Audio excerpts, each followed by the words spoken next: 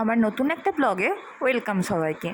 যে দিনের ব্লগটা আমি শেয়ার করছি সেটা হচ্ছে 14 মে, আজ থেকে বেশ কিছুদিন আগেকার। ওই আর কি এডিট করব করে করা হয়নি। এখন বাজছে সকাল 10টা। তো আমরা সবাই রেডি হয়ে গেছি, ঠাকুর প্রণাম করে এখন বাড়ি থেকে বেরোচ্ছি। হ্যাঁ, ঠাকুর প্রণাম করে বেরোলাম এই কারণ প্রত্যেক দিন ঠাকুর প্রণাম করে বেরোনো হয় না বাড়ি থেকে, কিন্তু আজকে একটা স্পেশাল দিন। হ্যাঁ, আজকে আমার জীবনের খুবই একটা স্পেশাল দিন। তো চলো সেটা পরে বলছি কী জন্য স্পেশাল দিন। এখন বাড়ি থেকে বেরোই। বরমশাই রেডি হয়ে অলরেডি বাইরে দাঁড়িয়ে আছেন, তো এবার এগিয়ে যাবে, তো তাড়াতাড়ি যাই বাইরে।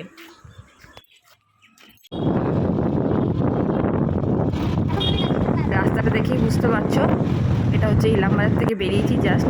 এবার আমরা যাচ্ছি এখন বোলপুর। বোলপুর যাচ্ছি তার কারণ এখন আমরা চললাম মারুতি সুজুকি শোরুম। এই যে চলে এসেছি আমরা মারুতি সুজুকি শোরুমে। মেয়ে তো সঙ্গে সঙ্গে গাড়ি থেকে নেমেই গটগট করে ভিতরে যাচ্ছে। ওই দেখতে পাচ্ছ যে গাড়িটা ভিতরে রয়েছে, ওটাই আমরা নিতে এসেছি। হ্যাঁ, আজকে আমাদের গাড়ির ডেলিভারি আছে। হ্যাঁ, এটা হয়তো সবার কাছে এত বড় ব্যাপার না, কিন্তু মধ্যবিত্তদের কাছে এটা আকাশ ছোঁয়ার সমান। যারা একটা হয়তো স্কুটি চেপে ছোটো থেকে ঘুরে এসছে, বা স্কুটিটাও হয়তো অনেক কষ্ট করে পরে গিয়ে পেয়েছে, তাদের কাছে একটা 4 চাকা মানে বিশাল ব্যাপার। এই স্বপ্নটা বেসিক্যালি আমার থেকে আমার বাবার বেশি ছিল।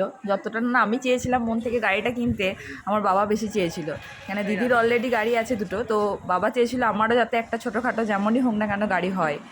তো গাড়ি কেনা হয়ে গেল। এবার গাড়িটা নিয়ে এখন আপাতত আমাদের বাড়ির যারা হেড অফ দ্য ফ্যামিলি, দীপদা, বাবা, মা আর আমার মেয়ে, তারা 4 জনে নিয়ে যাচ্ছে। তারা সোজা এখান থেকে গাড়িটা নিয়ে যাবে কঙ্কালীতলা। আমি আর দেবাশিস বাইকেই যাব, আমরা যেমন যাই। হয়ে গেছে।